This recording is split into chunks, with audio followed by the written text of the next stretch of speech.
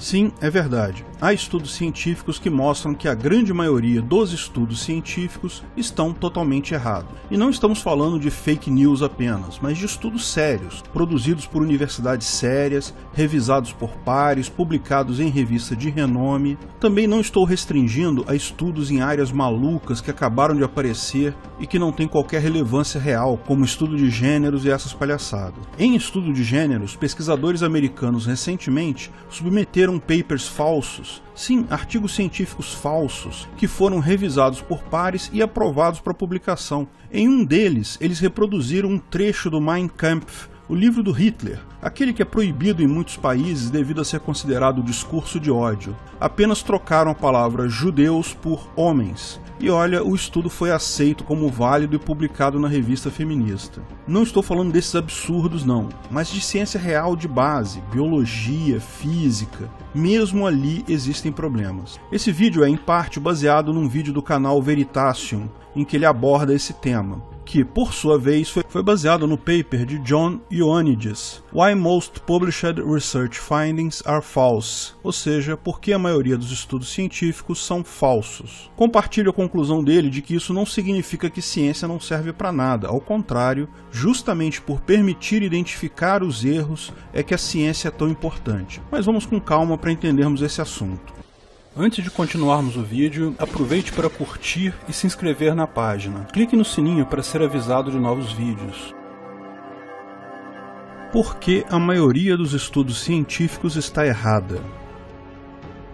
Não, eu não sou contra a ciência, muito pelo contrário, eu amo a ciência. Já trabalhei como pesquisador, já dei aula em faculdade, escrevi artigos acadêmicos, tenho um livro publicado que foi usado como livro-texto em algumas universidades há algum tempo atrás. Tudo fruto de muita pesquisa e dedicação à ciência. Muita pesquisa bibliográfica, fichamento, experimento real. Não quero passar uma visão errada também. Porém, sempre fui uma pessoa de iniciativa privada, de mercado. O ambiente acadêmico simplesmente é muito lento para o meu gosto. Apesar de ter tido convites para lecionar e oportunidades na área, prefiro empreender e vender meus serviços no mercado. Então, meu currículo Lattes não é lá essas coisas todas não, mas é bem razoável, não faz feio não. Meu ponto, porém, é que isso não quer dizer nada, porque ciência não é questão de quem tem mais títulos tem razão, ou quem se formou na melhor escola está certo. Também não é a maioria dos cientistas concorda com isso, então é verdade. Não, ciência é um método científico apenas.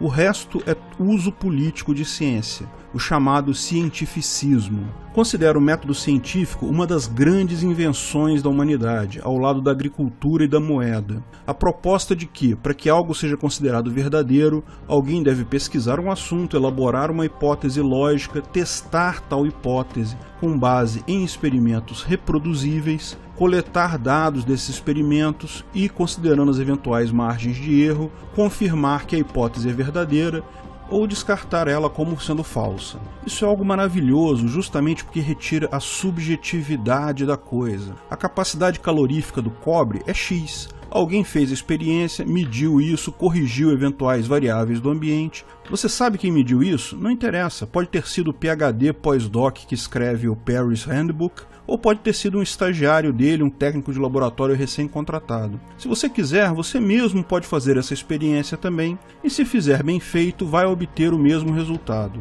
Se o método científico for bem aplicado, o resultado é definido. Isso é uma coisa maravilhosa. O método científico foi o que possibilitou a Revolução Industrial. Mais do que isso, o comércio internacional, a melhoria da medicina no último século, e até a sociedade de informações que vivemos hoje. Tudo isso começou com um aperfeiçoamento e uso intenso do método científico. Não interessa a sua opinião sobre a capacidade calorífica do cobre, não interessa a sua opinião sobre o formato da Terra, qualquer um pode fazer experiências simples e vai perceber que a capacidade calorífica do cobre é X e que a Terra é uma esfera ou um obloide, se quiser ser mais preciso. Veja, você tem direito à sua opinião e eu respeito ela. Você não acredita em seleção natural? Ótimo, é seu direito. Você acredita em Terra plana? Ok, é seu direito também. Como eu expliquei no meu vídeo, a Terra é plana, Esse questionamento é até saudável para a ciência, acredite no que você quiser, mas até alguém me mostrar um experimento real contradizendo a hipótese, enquanto todo questionamento for do tipo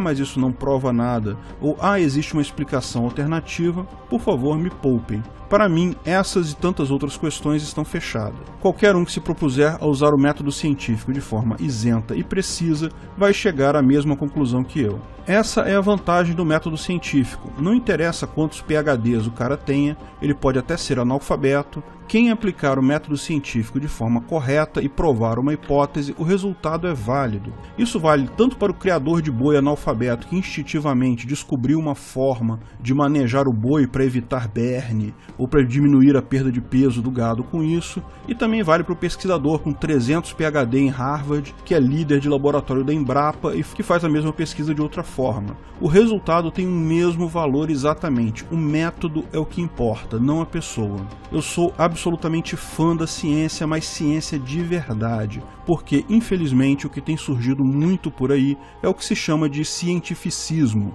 a arte de interpretar a ciência de forma politicamente interessante para uma pessoa ou grupo de pessoas com vias a defender uma tese política. E isso é um problema pelos dois lados. Primeiro, porque ciência não se adequa para decisões políticas. Não pode ser usada para justificar coação nem convencimento. Veja, coação governamental é antiética de qualquer forma, seja justificada pela ciência, seja justificada por qualquer outro meio. Coação é simplesmente antiético, ponto final. Mas, além disso, mesmo que seja usada para mero convencimento, lógico, isso não é antiético, mas é uma ferramenta falha, pois quando aplicada por humanos sobre humanos, fatalmente gera resultados imprecisos. Toda a base da praxeologia é exatamente esse problema, a impossibilidade de medir a ação humana. Vamos falar mais sobre isso mais adiante no vídeo.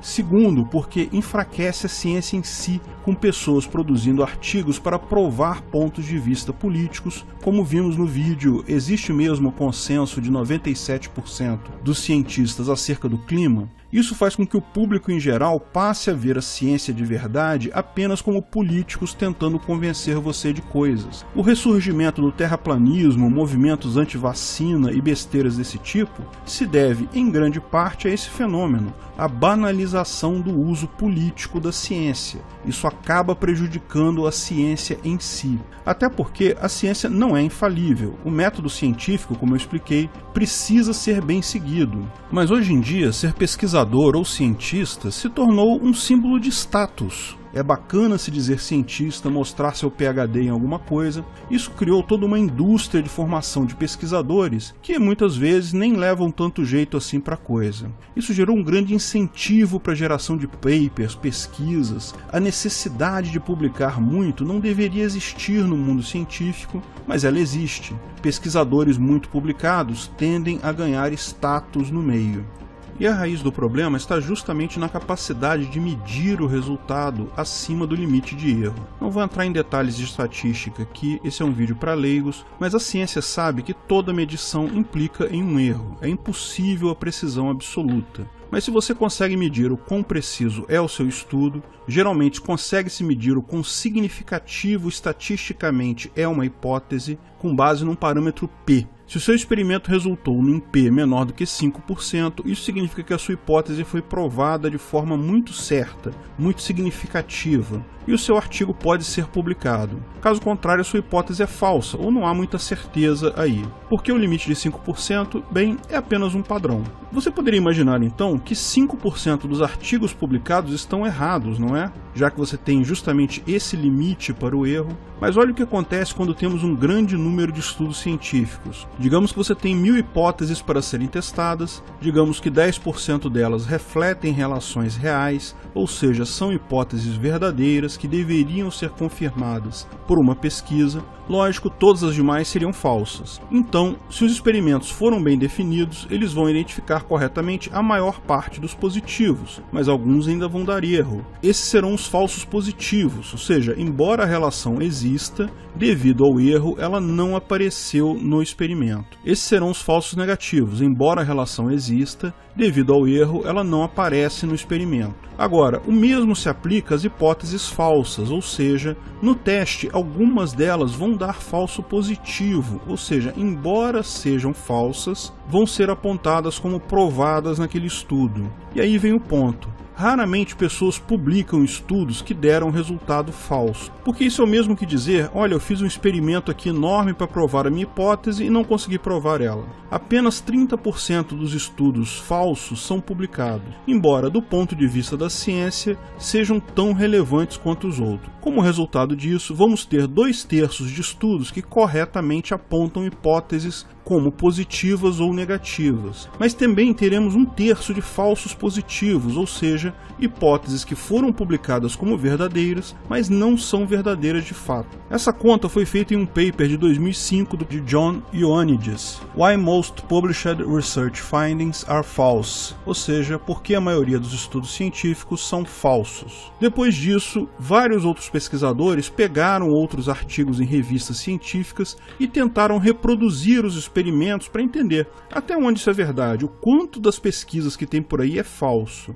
Lembra, o método científico requer reproducibilidade, ou seja, a pessoa deve ser capaz de medir de novo a mesma coisa e obter o mesmo valor. O que acharam foi uma tragédia. Em estudos de psicologia, apenas 30% puderam ser reproduzidos. Apenas uma pequena fração dos estudos acerca de câncer, por exemplo, apenas 6 em 53 conseguiram reproduzir, mesmo com a cooperação dos autores originais dos estudos. Mais que isso, estudando alguns papers, percebeu-se que os pesquisadores fazem o que se chamou de p-hacking, manipular o erro da pesquisa ou a significância da pesquisa para o valor dentro do limite. Por exemplo, um pesquisador pode ir incluindo pontos de dados até chegar numa precisão abaixo de 5% e então publicar seu estudo. Mas se ele usasse mais pontos na verdade ou menos pontos, o valor do erro aumentaria, a precisão sairia da faixa dos 5%. O cara escolheu justamente aquele número de pontos para validar a pesquisa dele.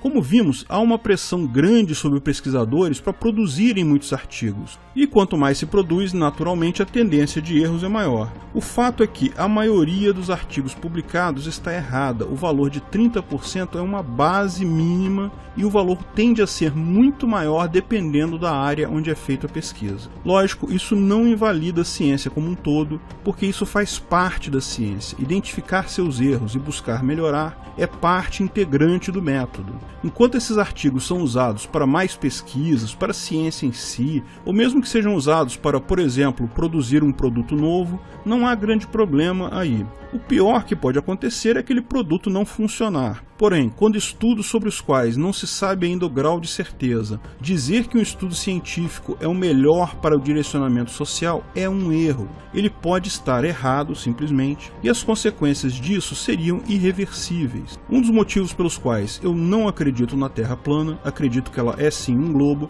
é porque isso não tira nenhuma liberdade minha. No momento que surgirem pesquisas únicas, não reproduzíveis, que são usadas para tirar sua liberdade, tome cuidado. Até porque tem um outro lado da moeda. Não existe ciência real aplicável a comportamento social. Sim, eu estou falando que você entendeu. Economia, ciência política, sociologia, filosofia, climatologia não são ciências, porque não admitem o uso dos métodos científicos. O máximo que conseguem fazer é medição, mas não há como isolar uma causa e consequência e ter certeza da reprodutibilidade do teste. Você não tem como pegar 100 Brasis, em 50 deles aplicar a teoria econômica XYZ, nos outros 50 não aplicar nada para servir de grupo de controle e ver se efetivamente tal teoria econômica tem tal resultado. Não há experimento reproduzível nessa área. O que eles fazem é tentar estabelecer covariância de determinados parâmetros medidos numa estatística, compensando por eventuais outras variáveis que julgam que vão interferir. Mas não tem como eles saberem se consideraram todos os fatores que poderiam interferir naquela medição. Não tem como saber nem se os dados coletados são reais e válidos, porque, lembra, ao contrário da capacidade calorífica do cobre, não tem como você medir o PIB de um país você mesmo. Nem outras pessoas podem fazer isso porque não teriam acesso a todas as informações. Apenas o governo supostamente teria acesso a isso. Medição que depende da pessoa não é científico. Veja, não estou dizendo que ciências sociais, economia, sociologia ou filosofia sejam inúteis. Não, de forma alguma, são áreas de conhecimento humano perfeitamente válidas, com teorias interessantes e questionamentos pertinentes, mas não são ciência, porque o questionamento nunca pode ser provado, fora de qualquer dúvida, por experimentos isentos. Uma tese comum em sociologia, por exemplo, é de que se prende mais negros por preconceito social. Realmente, olhando a população carcerária de países como o Brasil e Estados Unidos, podemos mesmo ter essa impressão. Mas não há como saber se o problema não é um outro fator independente desse. Além da cor da pessoa, a questão da pobreza, da cultura, quem sabe? A única forma de se ter certeza absoluta seria um experimento, que, como disse, é impossível nesse caso. A questão do famoso gender gap, ou diferença de salários entre homens e mulheres, quando se controla todas as variáveis conhecidas, cai para valores dentro da margem de erro. Falamos sobre isso no vídeo Existe diferença salarial entre gêneros, mas não tem como saber se retirarmos todas as possíveis influências. Não há como fazer experimento. Essa é exatamente a objeção da praxeologia. Praxeologia não é ciência, é lógica. Ela parte do princípio que é impossível medir a economia e, com base nessas medidas, criar e provar hipóteses, porque a ação humana é uma variável impossível de ser quantificada em estudos. Então, quando se trata de economia, a escola austríaca parte apenas para a lógica pura, sem nenhum dado estatístico para provar suas conclusões. Algumas pessoas criticam isso, dizendo que a praxeologia não é ciência porque não pode ser falseada. Veja, uma tese praxeológica pode ser falseada sim. A praxeologia como um todo não é falseável, assim como a matemática não é falseável. A questão aqui, como eu disse, é que a praxeologia é comparável com a lógica, a matemática, não com a ciência experimental. Ninguém precisa fazer experimento para descobrir que 2 mais 2 dá 4. Matemática não é falseável e não deixa de ser útil. Agora, um teorema matemático pode sim ser falseável. Quando Andrew Wiles demonstrou o teorema de Fermat, a primeira prova dele estava errada. Outros matemáticos apontaram o erro, ele corrigiu o erro e apresentou novamente sua demonstração. Da mesma forma, uma teoria praxeológica pode ser falseável nesse nível. Alguém pode apontar que a lógica está errada, que tem um salto lógico inválido e que aquela conclusão, portanto, não procede. Concordo que seria ótimo se pudéssemos estudar a sociedade como estudamos, sei lá, os átomos de cobre, medir coisas, fazer experimentos, mas a ação humana garante que isso é impossível. O fato do próprio pesquisador ter interesse político no resultado garante que qualquer resultado obtido ali será falso. Ciência é importante e deve ser prestigiada, mas no momento que um político começa a usar ciência como justificativa para qualquer coisa, tenha certeza que aquilo ali não é mais ciência, virou propaganda política. Vale tanto quanto qualquer panfleto aleatório jogado na sarjeta. Obrigado por assistir nosso vídeo. Comente abaixo se tiver dúvidas ou sugestões de novos temas.